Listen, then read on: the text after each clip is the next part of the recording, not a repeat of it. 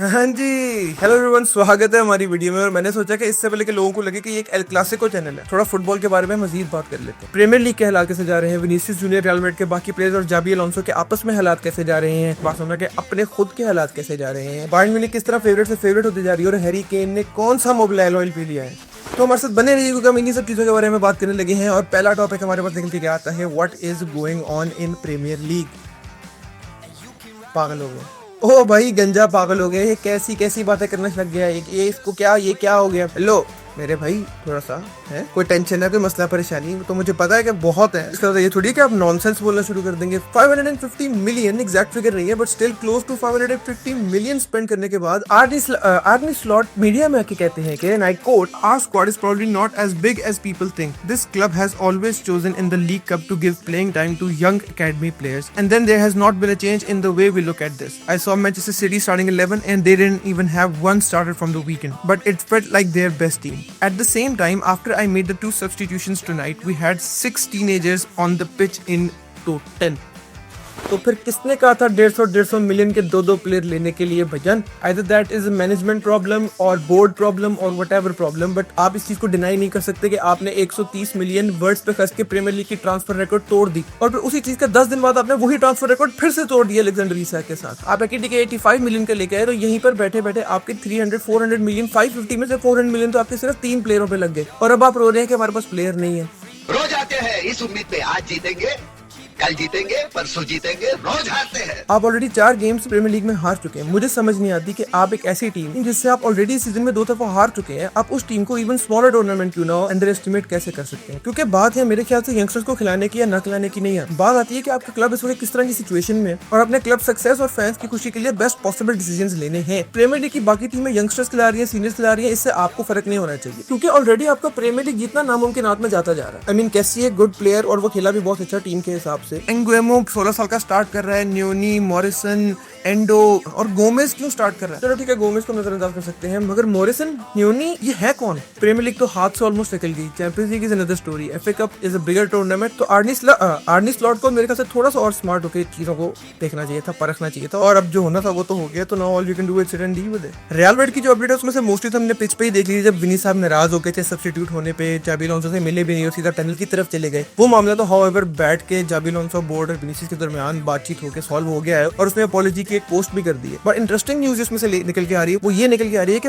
Team के कुछ senior players थोड़ा सा जाबी अलोंसो के साथ खुश नहीं हैं और यहाँ तक भी बात लीक हुई है कि कुछ सीनियर प्लेयर्स नेगेटिवली और पॉजिटिवली दोनों तरीकों से कह रहे हैं कि जाबी अलोंसो अपने आप को पेप ग्वार्डियोला कभी कभी समझ बैठता है। देखो, the thing is Xabi Alonso has played under some of the best minds in football. उसने पेप के अंडर खेला, उसने मरीनियो के अंडर खेला, उसने एंसेलोटी के अंडर खेला, उसने मतलब पूरी की पूरी फील्ड नाप के ही रखी हुई है। खबर ये भी आ रही है कि जहाँ पर एंसेलोटी ट्रेनिंग सेशंस में उतना इन्वॉल्व नहीं होता था, प्लेयरों को अपने हिसाब से चलने देता था, ज्यादा बीच में उंगली नहीं करता था, जैसा कि मैंने बोला इंडिविजुअल ब्रिलियंस पे रिलाई करता था, वहाँ पर जाबी अलोंसो काफी माइक्रो मैनेजमेंट पे यकीन रखता है। वो प्लेयर्स के पास जा रहा है, उनसे क्लोज 1-on-1 टॉक्स कर रहा है, ट्रेनिंग रेजिम में काफी बड़े बड़े चेंजेस लेके आया है, रनिंग की मिकदार उसने बढ़ा दी है और कुछ सोर्सेस तो ये कह रही है कि जाबी अलोंसो हिमसेल्फ ट्रेनिंग मैचेस खेल भी रहा है। तो ऑब्वियसली कुछ सीनियर प्लेयर्स को इस चीज से मसला हो रहा है कि लाइक जिस चीजें चल रही थी चलते रहने देते, हम 5 साल में 2-3 चैंपियंस लीग को जीत ही रहे हैं, what is he trying to achieve, कुछ अलग करना चाहता है मेरे ख्याल से। बट अगेन मीडिया हाउसेस में चीजों को आउट ऑफ प्रोपोर्शन तो ब्लो करना ही होता है, तो इस चीज में कितना सच है कितना नहीं, हम इन सारी खबरों को with a pinch of salt जरूर लेंगे, लेकिन अगली खबर को हम with a spoon of spirit poison लेंगे। जी हाँ, बार्सिलोना की तरफ से ताजा तरीन खबर आई है कि हमारा Pedri the magician, the engine, the controller, the main man of Barcelona,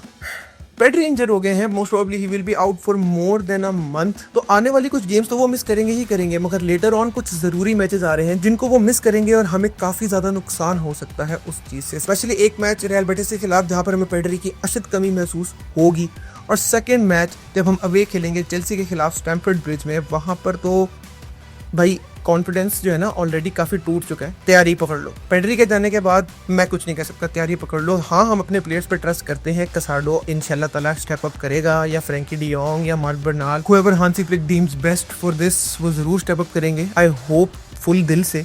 but we all know कि पेड्री तो पेड्री है और पेड्री गया तो बारसा आदि गई। और आपको इस महीने मेरे ख्याल से दो चीजें तो जरूर पता चाहिए। एक ये कि बार्सा फैंस हर वक्त पेड्री ग्लेजिंग क्यों कर रहे होते हैं, और दूसरा ये कि हांसी फ्लिक इस सिचुएशन से कैसे डील करता है, और उससे हमें ये पता चलेगा कि how prepared we as a team are for the seasons that's coming ahead. Premier League table की अगर बात की जाए तो Arsenal are passing with flying colours. Even तो मेरी नजर में ग्योकेरेस ने उस तरह से क्लिक नहीं किया जिस तरह से मेरे ख्याल से आर्सेनल फैंस या बाकी फुटबॉल फैंस जिनकी नजरें थी वो एक्सपेक्ट कर रहे थे, बट स्टिल मिकेल आर्टेटा ने भी पैसे खर्चे हैं। आर्ने स्लॉट को थोड़ा सा कुछ सीखना चाहिए कि वो उससे हाफ पैसे खर्च के उससे ट्वाइस इज बेटर स्क्वाड बना के बैठा हुआ है और प्रीमियर लीग के टॉप पे बैठा हुआ है। टीम स्टैक्ड भी है और बैक्ड भी है, और ये चीज लोग रियलाइज नहीं करते because we always want the best player in our team instead of having one exceptional player. What if you had 5 amazing players and then 4 really great backups. City Aston Villa से हारी लेकिन city से जीती और वो आहिस्ता आहिस्ता अपनी form पकड़ रहे हैं। सिटी अभी तक भी एक ट्रांजिशन फेज से ही गुजर रही है, वो अभी तक रीबिल्ड ही कर रहे हैं। हाँ, they are in a better stage than most, for example United, Chelsea और लिवरपूल की अगर हम बात करें, but still they have not fully cooked. Cherki बहुत कमाल खेल रहा है, राइंडर्स अच्छा खेलता है, जर्मी डोकू को एक अलग किस्म की करंट लग गया है, but we have to talk about Erling Braut Haaland. What a fantastic season उसका जा रहा है। मुझे एक बात बताओ, अगर हालैंड इस ट्रांजिशनल सिटी के साथ कोई मेजर ट्रॉफी जीत जाता है, प्रीमियर लीग या चैंपियंस लीग तक वो इस टीम को ले जाता है, can he be then considered as one of the greats in the Premier League? कोई ओपिनियन नहीं है, इट्स जस्ट अ